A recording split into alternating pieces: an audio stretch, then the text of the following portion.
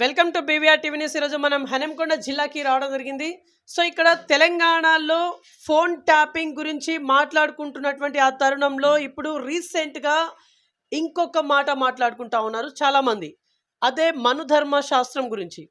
Actually ఈ మనుధర్మ శాస్త్రం ఎక్కడిది? ఈ మనుధర్మ శాస్త్రంలో అసలు ఏముంది? ఈ మనుధర్మ శాస్త్రం వస్తే ఏం జరుగుతుంది? ఈ మనుధర్మ శాస్త్రంలో ఏ కులంకి ఎక్కువ ప్రియారిటీ ఉంది, ఏ కులంకి లో ప్రియారిటీ ఉంది? సో ఇట్లాంటి ఇన్ఫర్మేషన్, అలాగే ప్రజలకు ఉన్నటువంటి ఆప్షన్లు రెండా? ఒకటి ఎన్డీఏ కూటమి, రెండోది ఇండియా కూటమి. సో థర్డ్ పార్టీ అనేది లేదా? సో ఇట్లాంటి లేటెస్ట్ ఇన్ఫర్మేషన్ కొంత తెలుసుకుందాం. మనతోని ఇంటలెక్చువల్ డాక్టర్ భూమి గారి మోహన్ రావు గారు మనతోనే ఉన్నారు. సో నమస్తే సార్, బాగున్నారా? నమస్కారం వెంకట్. ఓకే సార్, మే 13వ తారీఖున మీరు ఓటు వేయడానికి వెళ్తున్నారా? తప్పకుండా. మాకు డాక్టర్ బిఆర్ అంబేద్కర్ గారు మనందరికీ, నాకు మీకు కాకుండా మనందరికీ కూడా ఒక ఓటు హక్కు ఇచ్చారు. ఓటు హక్కు ఏ విధంగా ఇచ్చారంటే ప్రతి వాళ్ళకు ఈక్వలెంట్గా పిఎం మోడీ గారి దగ్గర నుంచి చిన్న చితక వాళ్ళకు కూడా ఒకటే హక్కు ఉంటుంది. ప్రతి వాళ్ళు ఓటు హక్కు వినియోగించుకోవాలి, పోయి వేయాలి. అక్కడ పోయిన తర్వాత మనకు ఒకటి సీక్రెట్ బ్యాలెట్ కాబట్టి మనం బయటికి చెప్పాల్సిన అవసరం లేదు. కానీ ఓటు హక్కు మాత్రం కంపల్సరీ ఉపయోగించుకోవాలి. ఓకే, ఎవరికి సార్ మీరు ఓటు వేయబోతున్నారు? మన రాజ్యాంగం ప్రకారం ఎవరు కూడా తన ఓటును డిస్క్లోజ్ చేయకూడదు కాబట్టి అది సీక్రెట్. ఓకే సార్, ఇక్కడ బీజేపీ ఒక నినాదాన్ని ఎత్తుకుంది, జమిలీ ఎలక్షన్స్ అని చెప్పేసి.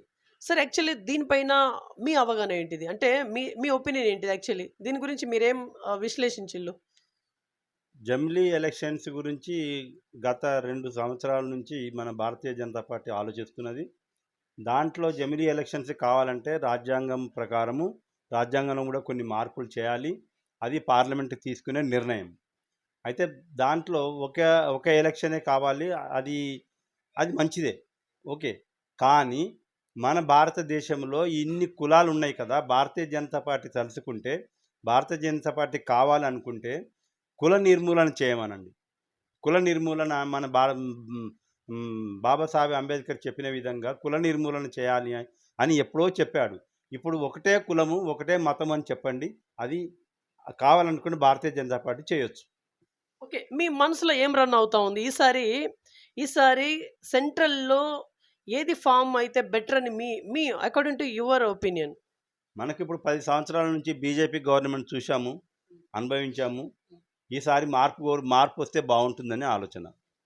ఓకే సార్, ఇక్కడ ఇప్పుడు మనుధర్మ శాస్త్రం అది ఇది అని చెప్పేసి ఏదైతే అంటున్నారో, వన్ వర్డ్ ఆన్సర్ ఇవ్వండి. ప్రజలు భయపడాల్సినటువంటి అవసరం లేదా? ప్రజలు చాలా తెలివి కల వాళ్ళండి. ఇదివరకు వెనకట్లో ఉన్నట్టు ఇప్పుడు లేరు. ప్రతి వాళ్ళు ఆలోచిస్తారు. మనధర్మ శాస్త్రంలో ఉన్న అఘాయిత్యాలు ఏమున్నాయి, దాంట్లో ఉన్న సాధక బాధకాలు ఏమున్నాయి అని ప్రజలకు తెలుసు. కాబట్టి మళ్ళీ మనధర్మ శాస్త్రం ఇంప్లిమెంటేషన్ అంటూ జరగదు. కాబట్టి ఎవ్వరు భయపడాల్సిన పని లేదు. ఎందుకంటే ప్రజలు తెలివి కల వాళ్ళు మళ్ళీ రిటాలియేట్ చేస్తారు, అడుగుతారు. ఓకే, ఇప్పుడు ప్రజల మాధ్యమాల్లో ఒక మెసేజ్ సర్క్యులేట్ అవుతా ఉంది. అంటే 370 కన్నా అబోవ్ 370 సీట్స్ కన్నా సాధిస్తే ఇది చేస్తాం, అది అంటే మనుధర్మ శాస్త్రాన్ని చాలా ఈజీగా రాజ్యాంగంలోకి తీసుకొస్తాం అన్నట్టుగా ఒక మెసేజ్ సర్క్యులేట్ అవుతా ఉంది. అది మీరు కూడా చూసే ఉండాలి నాకు తెలిసి అయితే. సో ఇక్కడ ఇప్పుడు ఫర్ ఎగ్జాంపుల్ అనుకున్నటువంటి సీట్లు బీజేపీ కనుక సాధిస్తే డెఫినెట్గా అది చేస్తుంది అని చెప్పేసి నమ్మే వాళ్ళు కూడా చాలామంది ఉన్నారు. మరి దీనికి ఏం చెప్తారు మీరు? ఏదైనా కానీ ప్రజాస్వామ్యబద్ధంగా చేయాల్సిందే. 400 సీట్లు వచ్చినా, 350 సీట్లు వచ్చినా, 370 సీట్లు వచ్చినా కానీ దానికి ఒక ప్రతిపక్షం ఉంటుంది, పార్లమెంటు వ్యవస్థ ఉంది, పార్లమెంట్ ప్రకారమే చేయాల్సి వస్తుంది. కాబట్టి వాళ్ళు మాత్రం ప్రజలను ఇబ్బంది పెట్టాలి, ప్రజలను హింసించాలని కోరుకోరు కదా, ఏ గవర్నమెంట్ అయినా కోరుకోదు. కాబట్టి అవి జరగదని ఆలోచిద్దాం. ఓకే సార్, ఇక్కడ మీలాంటి మేధావులే అక్కడక్కడ చర్చించుకుంటా ఉన్నారు. అదేంటంటే స్వయంగా నరేంద్ర మోదీ గారే ఆర్ఎస్ఎస్ చేతిలో చిక్కుకున్నారు అనేది ఒక స్టేట్మెంట్. ఇది అంటే మీలాంటి మేధావులు మాట్లాడుకుంటా ఉన్నారు అక్కడక్కడ. ఏం చెప్తారు దీని గురించి? అంటే మనకు political party, non political parties అని 2 ఉంటాయి. సో దీంట్లో ఆర్ఎస్ఎస్ అనేది non political party, non political organisation. ఈ బీజేపీ అనేది పొలిటికల్ ఆర్గనైజేషన్. ఎవరైనా గానీ ఈ బీజేపీలోకి రావాలంటే వాళ్ళు ఫస్టు ఆర్ఎస్ఎస్‌లో ఉండి సభ్యత్వం తీసుకొని, దాంట్లో ట్రైనింగ్ అయిన తర్వాత మనకు బీజేపీకి వస్తారు. వచ్చినప్పుడు ఏందంటే ఆర్ఎస్ఎస్ చెప్పిన సిద్ధాంతాల ప్రకారం, ఆర్ఎస్ఎస్ చెప్పిన మాటల ప్రకారం వాళ్ళ యొక్క కన్సర్న్‌లోనే వాళ్ళ యొక్క పార్టీ నడుస్తా ఉంటుంది. ఇక్కడ బీజేపీ ఏందంటే ఒక పొలిటికల్ పార్టీ గానీ పొ ప కా కాబట్టి వాళ్ళేం చేస్తారంటే అకార్డింగ్ టు ప్రజల యొక్క మన్ననలను పొందటానికి, ప్రజల యొక్క ఆలోచన విధానం అనుకూలంగా వాళ్ళు పనిచేస్తా ఉంటారు. ఆ పనిచేసే విధానంలో ఆర్ఎస్ఎస్ ఏదైతే చెప్తుందో ఆ పని కూడా వాళ్ళు చేసుకుంటూ వెళ్ళాల్సిన పరిస్థితి ఉంటుంది. అయితే దీంట్లో మనకిప్పుడు మోదీ గారు మాట్లాడేది ప్రజల గురించి మాట్లాడుతూ ఉంటే మోహన్ భగవత్ వారు వాళ్ళొక సూచన చేస్తూ ఉంటారు. మీరు ఇట్లా చేయండి. ఇట్లా చేస్తే మనకు రాబోయే కాలంలో మన యొక్క గవర్నమెంట్, మన యొక్క హిందుత్వం మనం హ్మ్, చే దేశాన్ని తీసుకొచ్చుకుంటామని చెప్పినప్పుడు, దానికి అనుకూలంగా మోదీ గారు భగవత్ యొక్క కన్సర్న్‌లో పనిచేయటానికి ఆస్కారం ఉంటుంది. అట్లానే ఈరోజు ఇప్పుడు ఈ స్టేట్మెంట్స్ ఇచ్చారంటే ఆయన భగవత్ వారి మధ్యలో ఆయన ఆయన మ భగవత్ చేతిలో ఇరుక్కుపోయినట్టే లెక్క. యాహ్! ఓకే. సార్ సూటిగా చెప్పండి. ఇటు ఎన్‌డీఏ కూటమి, ఇంకో సైడ్ ఇండియా కూటమి. ప్రజలు ఎటువైపు మొగ్గు చూపాలి అని మీరనుకుంటున్నారు? As a ఇంటెలెక్చువల్‌గా? అంటే ఈ మధ్య మనకు ఏం జరిగింది అంటే, రాహుల్ గాంధీ గారు పాదయాత్ర చేశారు. హ్మ్. తర్వాత న్యాయయాత్ర చేశారు. ప్రజలలోకి వెళ్తున్నారు. ప్రజలలో మమేకమవుతున్నారు. ప్రజల యొక్క కష్ట సుఖాలు తెలుసుకుంటున్నారు. కాబట్టి కొంత ఒక సౌమ్యుడు. తర్వాత వాళ్ళ వాళ్ళ ఫ్యామిలీని చూసుకుంటే కొన్ని త్యాగాలు చేసిన కుటుంబం. కాబట్టి ఆల్రెడీ మనం 10 ఏళ్ళు ఇక్కడ చూశాం కాబట్టి, ఈసారి ఇండియా కూటమి వస్తే బావుంటుందని ఆలోచన. ఇండియా కూటమి రావాలని మీ పర్సనల్ ఒపీనియనా ఇప్పుడు మీరు చెప్పింది? అవును. Personal opinion. నా ఓకే. Personal okay. అంటే మీరు కాంగ్రెస్‌కి సపోర్ట్ చేస్తా ఉన్నారా? నాకు కాంగ్రెసు, బీజేపీ లేకపోతే ఇంకో పార్టీ అనేది ఏం లేదండి మాకు. మేము ప్ర మ మీ మీలాగానే మేము ప్రజలలో ఉన్నాము. కాబట్టి 10 ఏళ్ళు చూశాము. ఇంకోసారి ఇప్పుడు మార్పు కోరుకుంటే నష్టం లేదు గదా! అని మార్పు కోరుకుంటున్నాం. ఓకే. ఇప్పుడు మీరేదైతే అనుకున్నారో, ఈసారి కాంగ్రెస్ రావాలని ఏదైతే అనుకున్నారో, ఫర్ ఎగ్జాంపుల్ మరలా బీజేపీ గనుక హ్యాట్రిక్ కొట్టింది అనుకుందాం ఫర్ ఎగ్జాంపుల్. బీజేపీ గనుక హ్యాట్రిక్ కొడితే ఏం జరుగుతుందని మీరనుకుంటున్నారు? ఒకవేళ కాంగ్రెస్ వస్తే ఏం జరుగుతుందని మీరనుకుంటున్నారు? రెండిటికి ఇవ్వండి ఆన్సర్. చూడండి మన తెలంగాణ గురించి మాట్లాడుకుంటే 10 సంవత్సరాలు టీఆర్ఎస్, బీఆర్ఎస్ ప్రభుత్వం చేసింది. మనం ఎందుకు వాళ్ళని గద్దెదించాము? ఒక అహంకారపూరితమైన పరిపాలన, తర్వాత ప్రజలను హింసించడము, తర్వాత ఎవ్వరిని కూడా లెక్క చేయకపోవడము. ఇవన్నీ మనం చూసిన తర్వాత ఒక విధమైన భయభ్రాంతులకు గురైనాం. ఎందుకంటే మూడోసారి వస్తే ఇంకేం జరుగుతుందో అని ఒక భయభ్రాంతులకు గురైపోయిన తర్వాత ప్రజలందరూ ఏకమైండ్రు. ప్రజలు ఒక నిర్ణయం తీసుకున్నారు. బీఆర్ఎస్‌ను తీసేశారు. అలాగే ఇక్కడ కూడా మీరు అంటున్నట్టు ఈ ప్రజలలో ఒక ఆందోళన మొదలైంది కాబట్టి, ఆ ఆందోళన అది నిజం కాదు. కానీ ఒకవేళ వస్తే ఇదే గనుక చేస్తే ఎట్లా అనే ఒక ఆందోళన ఉంది కాబట్టి, ప్రజలు డెఫినిట్‌గా ఒక నిర్ణయం తీసుకుంటారు. యాహ్! ఓకే. సార్ ఇక్కడ ప్రజలకి చూస్తే ఇటు చూస్తే ఎన్‌డీఏ కూటమి, ఇంకో సైడ్ ఇండియా కూటమి. అంటే ప్రజలకి థర్డ్ పార్టీ అనేది ఆప్షన్ లేదంటారా? అంటే కంపల్సరీ ఏదో ఒక కూటమికైతే ఓటేయాలనా? వేరే వాళ్ళకి ఓటు వేయొద్దా? మన ఇండియాలో అయితే ఇప్పుడు 2 కూటమిస్ ఉన్నాయండి. థర్డ్ కూటమి లేదు. మూడో కూటమి లేదు. తర్వాత మన తెలంగాణలో అయితే 3 పార్టీలు ఈక్వలెంట్‌గా నడుస్తున్నాయి. బీఆర్ఎస్ మరియు కాంగ్రెస్, బీజేపీ 3 త్రికోణంగా వ్యవహరిస్తా ఉన్నారు. కానీ ఇక్కడ రీసెంట్‌గా మనకు జరిగిన ఎలక్షన్‌లో బీఆర్ఎస్ పార్టీ ఓడిపోయింది కాబట్టి, కాంగ్రెస్ పార్టీ అధికారంలోకి వచ్చింది కాబట్టి, అధికార పార్టీకి ఎప్పుడైనా కొంత ఎడ్జ్ ఉంటుంది. రెండవది వాళ్ళు ఇచ్చిన గ్యారంటీలని ఇవని, అవని వాళ్ళు కూడా చెప్తా ఉన్నారు. అలాగే బీఆర్ఎస్ పార్టీ చేసిన కొన్ని దోపిడీ వాళ్ళ ఎమ్మెల్యేస్ గానీ, వాళ్ళు గానీ చేసిన దోపిడీలు, తర్వాత ఫోన్ ట్యాపింగ్ అనేది ఒక దాన్నేమంటారు నికృష్టమైన పని చేయడం వల్ల చాలామంది దాని గురించి బాధపడతా ఉన్నారు. యాహ్! ఓకే. సార్ ఇక్కడ మీరు ఒక డాక్టర్‌గానే కాకుండా ఇంటెలెక్చువల్‌గా కూడా మంచి పేరైతే ఉంది మీకు సొసైటీలో. సార్ ఇక్కడ రేవంత్ రెడ్డి గారు ఒక స్టేట్మెంట్ ఇస్తా ఉన్నారు. అదేంటిదంటే ఎస్సీ, ఎస్టీ రిజర్వేషన్‌ని కంప్లీట్‌గా తీసేయబోతుంది బీజేపీ ప్రభుత్వం అన్నట్టుగా ఒక స్టేట్మెంట్ ఇచ్చారు. అది మీరు కూడా చూసారు మేబీ. సరే ఇక్కడ రేవంత్ రెడ్డి గారు చెప్పినటువంటి స్టేట్మెంట్‌ని ప్రజలు నమ్మాలా? ఇది ఓన్లీ ఓట్ల కోసమేనా? దీన్ని ఎట్లా చూడాలి? అంటే రేవంత్ రెడ్డి గారు వారు చెప్పిన దాన్ని అది వక్రీకరించి చెప్పారా? లేకపోతే నిజంగా చెప్పారా? అనేది కాకుండా మనకు ఇప్పుడు కాదు కదా! గత కొన్ని రోజుల నుంచి కూడా అక్కడక్కడ ఒక్కొక్క మినిస్టర్ మాట్లాడుతా ఉంటారు. హ్మ్. రాజ్యాంగాన్ని మారుస్తామని. తర్వాత ఇంకో మినిస్టర్ రాజ్యాంగాన్ని మారిస్తే తప్పేముంది అంటారు. తర్వాత ఈ విధంగా కొన్ని వ్యాఖ్యలు మిగతా మినిస్టర్స్ గానీ, వాళ్ళ యొక్క బీజేపీలో ఉన్న లీడర్స్ గానీ మాట్లాడడం వల్ల ఇది వీళ్ళు వస్తే తప్పకుండా రాజ్యాంగాన్ని మారుస్తారు అనే దానిని ఆసరాగా తీసుకొని మన సీఎం గారు మాట్లాడుతున్నారని నేను అనుకుంటున్నాను. సీఎం గారు ఈరోజు దాన్ని రిటాలియేట్ చేసి దానికి ఈక్వలెంట్‌గా ఒక సమాధానం ఇస్తున్నాడు కాబట్టే ఈ విధమైన ఆందోళన డెవలప్ అయితా ఉంది. ఓకే. సార్ ఇక్కడ ఫోన్ ట్యాపింగ్ అనేది చాలా అతిపెద్ద ముఖ్యమైనటువంటి చర్చ ఇప్పుడు. నిజంగా ఈ ఫోన్ ట్యాపింగ్ వలన చాలామంది నిజంగా రోడ్డున పడిపోయినటువంటి పరిస్థితి. వాళ్ళ ఆస్తులను కూడా కోల్పోయారు. కొంతమందైతే నిజంగా భార్యాభర్తలు విడిపోయారనేది ఒక టాక్. సో, ఇంత పెద్ద ఎత్తున జరిగినటువంటి ఈ ఫోన్ ట్యాపింగ్ చర్చ పైన మీ కామెంట్ ఏంటిది? ఫోన్ ట్యాపింగ్ అనేది గవర్నమెంటు కొన్నిసార్లు వాళ్ళు లీగల్‌గా చేస్తా ఉంటారు. ఎప్పుడు మన దేశానికి ఏదైనా నష్టం జరుగుతున్నప్పుడో, లేకపోతే మన దేశానికి వేరే వాళ్ళు వాళ్ళనేమంటారు టెర్రరిస్టులు గానీ, వీళ్ళు గానీ వాళ్ళు వాళ్ళ యొక్క నడవడి, వాళ్ళ యొక్క యాక్టివిటీ, వాళ్ళు ఏం చేస్తున్నారు, ఏం మాట్లాడుతున్నారు, ఎక్కడి నుంచి వచ్చారని తెలుసుకోవటానికి విత్ పర్మిషన్ వాళ్ళు చేస్తారు గవర్నమెంట్. కానీ ఇక్కడ అట్లా కాకుండా ఏందంటే మిగతా వాళ్ళ ఈవెన్ రేవంత్ రెడ్డి గారి ఇంటి దగ్గరనో ఏదో పెట్టారని చెప్పే వినికిడి వినబడుతుంది. అలాగే మిగతా ఫ్యామిలీస్‌లలో గూడా వాళ్ళు ఫ్యామిలీస్ ఏం మాట్లాడుకుంటున్నారు, పెద్ద పెద్ద లీడర్లు, తర్వాత ఈవెన్ వాళ్ళ పార్టీ లీడర్లు ఈ పార్టీ, ఆ పార్టీ అనకుండా అందరి యొక్క ఆహ్, హ్మ్, ఆహ్, ఈ ఇండివిడ్యువాలిటీ దెబ్బతీసే విధంగా ఫోన్ ట్యాపింగ్ జరిగింది కాబట్టి, అది ఎవ్వరు గూడా సపోర్ట్ చేయాల్సిన పని లేదు. అది నీతి ని ని నీచ నికృష్టమైన పని అది. కాబట్టి ఎవరైతే చేశారో వాళ్ళు శిక్ష అనుభవించాల్సిందే. ఓకే. సార్ నేను 3 పేర్లు చెప్తాను. 3 పేర్ల గురించి మీరు ఇండివిడ్యువల్‌గా చెప్పండి. ఫస్ట్ బీఆర్ఎస్ ఏం చెప్తారు? ఇప్పుడు ఎలక్షన్ గురించా? యాహ్!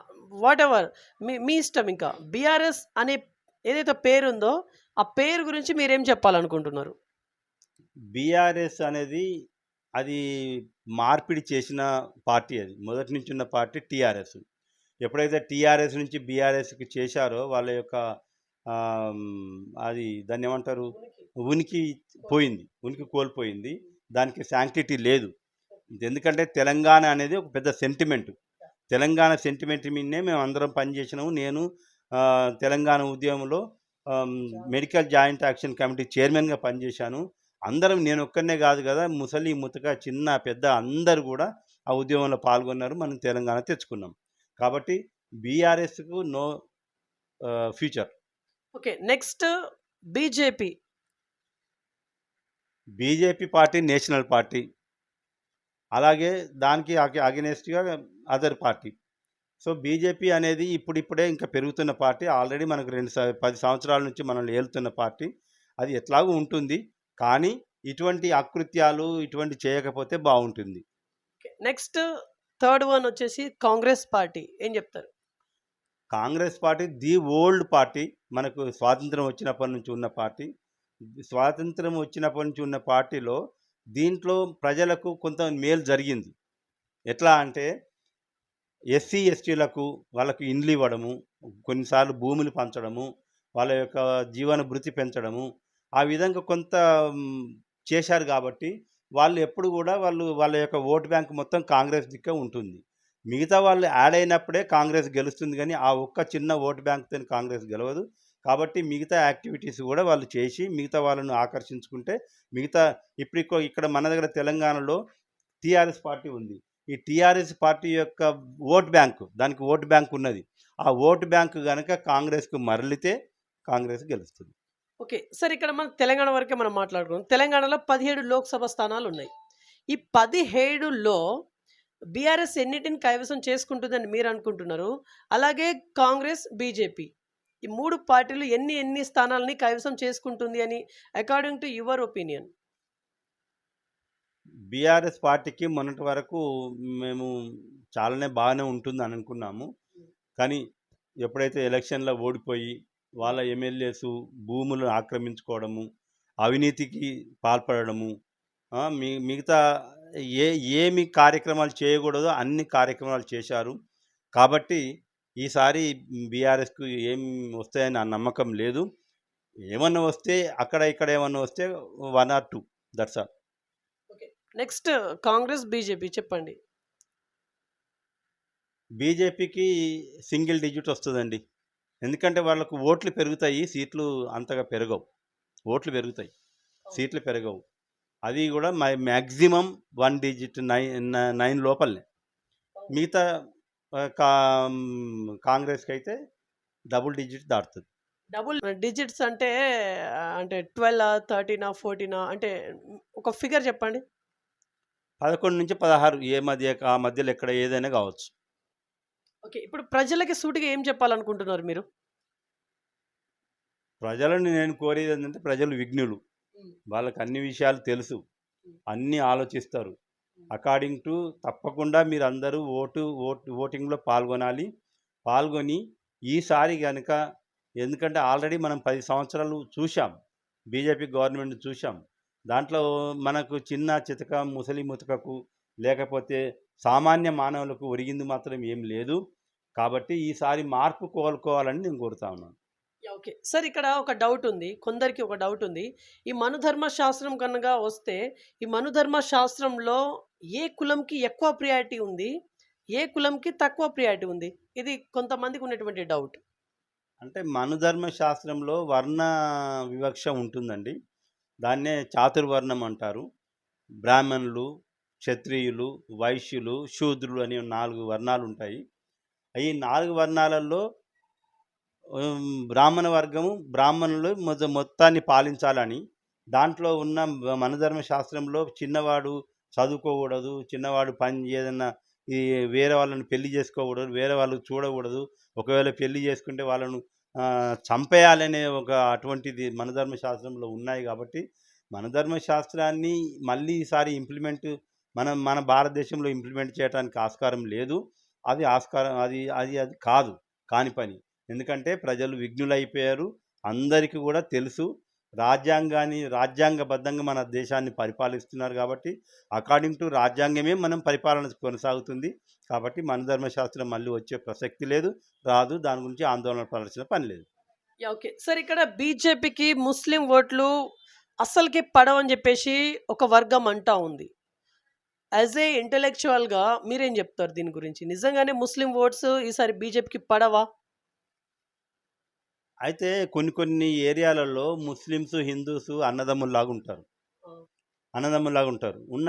ఉన్నప్పుడు వాళ్ళకి ఈ భేదభావాలు ఏమి ఉండవు. కానీ ఇప్పుడు ఈ మధ్య ఒకటి డెవలప్ అయింది కదా. వీళ్ళు ముస్లిమ్స్, ఈ హిందూస్ మేము వస్తే వాళ్ళని తీసేస్తాము, వాళ్ళ రిజర్వేషన్స్ తీసేస్తామని చెప్తున్నారు. కాబట్టి తప్పకుండా వాళ్ళు ఒక సైడ్ నెట్టబడిపోయారు. కాబట్టి వాళ్ళు తప్పకుండా ఓటు వేయరు. ముస్లిమ్స్ బీజేపీకి ఓటు వేయరు. వేయకుండా చేసేది వీళ్ళే చేస్తున్నారు.